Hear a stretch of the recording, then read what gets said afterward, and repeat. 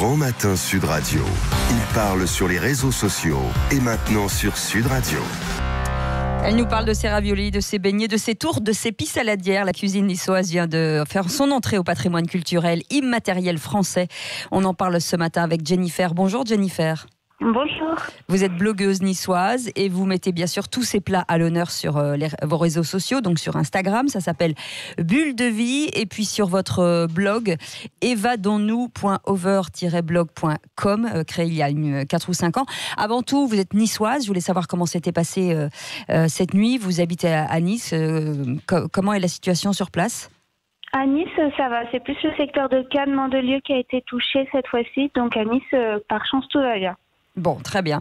Alors vous, vous aimez particulièrement, qu'est-ce que vous aimez dans la cuisine niçoise exactement ? Mais ce que j'aime, c'est bien sûr nos recettes et tous les produits qu'on travaille. J'aime beaucoup par exemple la tourte de blette, qui est finalement un légume que nous on arrive à mettre dans un dessert en version sucrée. Ah oui, ça c'est étonnant. Ouais, c'est super étonnant avec des raisins secs, des petits pignons, des morceaux de pommes. C'est très doux et c'est à goûter, surtout quand on connaît pas et qu'on n'est pas niçois.